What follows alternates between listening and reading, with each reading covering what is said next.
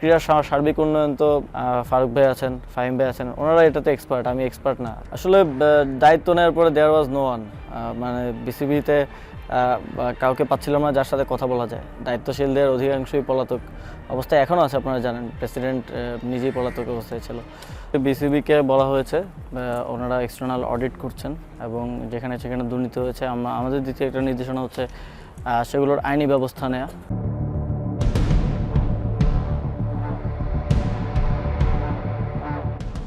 গণতন্ত্রের প্রতীক জাতীয় সংসদ, কিন্তু গত ১৬ বছরে এই আইনসভা গণমানুষের আকাঙ্ক্ষা বাস্তবায়নের প্রতীক হতে ব্যর্থ। এই সিঁড়ি ধরেই জাতীয় সংসদে উঠেছেন নাজমুল হাসান পাপন, সালাম মুর্শেদিরা, কিন্তু বাংলাদেশের ক্রিকেট, ফুটবল কোনোটাই বিশ্বমঞ্চে উঠে দাঁড়াতে পারেনি। রাজপথের সংগ্রাম, সহস্র শহীদের আত্মত্যাগের পর দেশের হাল ধরা নতুন প্রজন্ম দেখাচ্ছে লাল সবুজের প্রকৃত স্বপ্ন। সেই স্বপ্নে বাংলাদেশের ক্রীড়াঙ্গনের অবস্থানটা কোথায়? সব প্রশ্নের উত্তর ৭১কে জানাবেন যুব ও ক্রীড়া উপদেষ্টা আসিফ মাহমুদ সজীব ভুইয়া।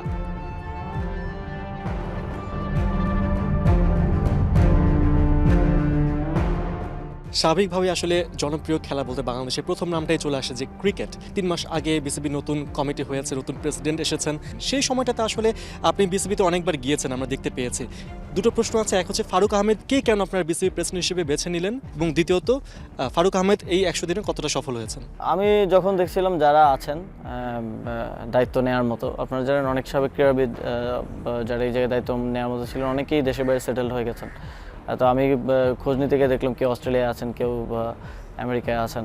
বর্তমান ক্রিকেটের সাথে তাদের একটা গ্যাপ হয়ে গিয়েছে, প্রায় ২০ বছরের মতো একটা গ্যাপ হয়ে গেছে। তো নতুন করে সেই যে ইনস্টিটিউশনাল যে মেমোরির ব্যাপারটা আছে, তারপর আমার মনে হয়েছে যে ম্যানেজারিয়াল ক্যাপাসিটির দিক থেকে ফারুক আহমেদ, এবং তিনি বাংলাদেশের ক্রিকেট বোর্ডও আগে ছিলেন, সিলেকশন বোর্ডে ছিলেন, জাতীয় দলের অধিনায়ক ছিলেন, এবং বাংলাদেশ ক্রিকেট বোর্ড কখনো কোনো আন্তর্জাতিক মানের ক্রিকেট প্লেয়ারকে সভাপতি হিসেবে পায়নি। মানে এটা আমি জানার পর একটু অবাকই হয়েছে যে সবসময় এই পোস্ট একটা পলিটিক্যাল পোস্ট হিসেবে ছিল।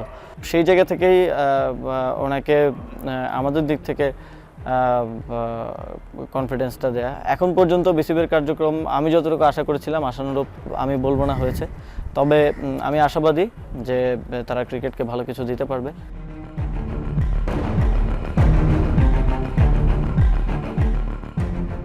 আপনারা যখন ওই সময়টাতে দায়িত্ব নিলেন এবং বিসিবিকে আবার সক্রিয় করার একটা প্রচেষ্টা গ্রহণ করলেন, সেই সময়টাতে আপনারা কীভাবে ইনপুট দিয়েছেন, পরামর্শ কীভাবে দিয়েছেন, কোন কোন পরামর্শগুলো কাজে লেগেছে? আসলে দায়িত্ব নেওয়ার পরে দেয়ার ওয়াজ নো ওয়ান, মানে বিসিবিতে কাউকে পাচ্ছিলাম না যার সাথে কথা বলা যায়। দায়িত্বশীলদের অধিকাংশই পলাতক অবস্থায় এখনও আছে, আপনারা জানেন। প্রেসিডেন্ট নিজেই পলাতক অবস্থায় ছিল, এবং এই ইন্টারাপশন যে এটা ঘটলো ট্রানজিশন পিরিয়ডে, এর কারণ হচ্ছে সেখানে পলিটিক্যালি বিসিবির পোস্টগুলো বরাদ্দ হয়েছে অধিকাংশই। তো এটা আমরা আর কখনো চাই না। যে কোনো ধরনের ট্রানজিশন পিরিয়ড আসুক, আমরা যোগ্য লোকটাকে যদি সেখানে দিই, ট্রানজিশন পিরিয়ডের পরও সে সেখানেই থাকবে, এবং স্পোর্টসের কোনো প্রকার ক্ষতি সেটা তো হবে না। পলিটিক্সের সাথে তো স্পোর্টসের কোনো সম্পর্ক নেই। আমি মূলত প্রথমেই বিসিবির কনস্টিটিউশনটা পড়ার চেষ্টা করেছি, কারণ বারবার কথা ছিল যে আমরা কোনো উদ্যোগ নিলে ব্যান খাওয়ার একটা ব্যাপার আছে। তো আবার এটাকে অনেকে একটা ভয় হিসেবেও ব্যবহার করার চেষ্টা করে নিজেদেরকে সেভ করার জন্য।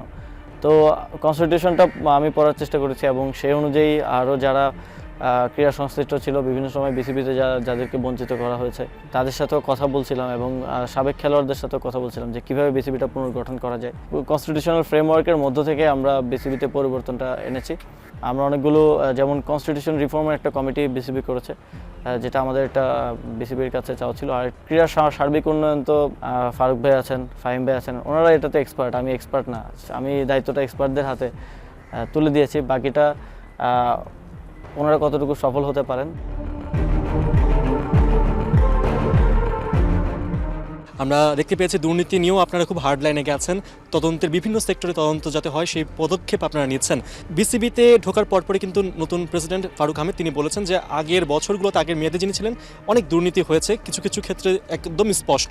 আপনারা কি পাপনের আমল যে দুর্নীতিগুলো হয়েছিল সেগুলো তদন্তের কোনো ব্যবস্থা নেবেন বা পরিকল্পনা করছেন? বিসিবিকে বলা হয়েছে ওনারা এক্সটার্নাল অডিট করছেন, এবং যেখানে সেখানে দুর্নীতি হয়েছে আমাদের দিক থেকে একটা নির্দেশনা হচ্ছে সেগুলোর আইনি ব্যবস্থা নেওয়া। যেখানে যেখানে অর্থ লোপাট হয়েছে সেগুলোর আইনি ব্যবস্থা নেওয়ার জন্য বিসিবিকে আমরা আমাদের দিক থেকে পরামর্শ দিয়েছি এবং আশা করি বিসিবি এই দুর্নীতিগুলো উন্মোচনের মাধ্যমে ভবিষ্যতে যাতে এ ধরনের সাহস কেউ না দেখাতে পারে সেই একটা উদাহরণ সৃষ্টি করে দিয়ে যাবে। ক্রীড়াঙ্গন আর দুর্নীতি গেল ১৬ বছর ধরে যে শব্দ দুটো ছিল একে অপরের পরিপূরক, সেই প্রথা অন্যায়ের শিকল ভেঙে এই প্রজন্ম গড়ছে নতুন স্বপ্নের সড়ক, যার অন্যতম ক্ষেত্র বাংলাদেশ ফুটবল ফেডারেশন। কিভাবে এর অন্যায়ের পর্দা ক্রীড়া উপদেষ্টা করবেন উন্মোচন, জানবেন আগামী পর্বে। পার্থ বণিক, ৭১।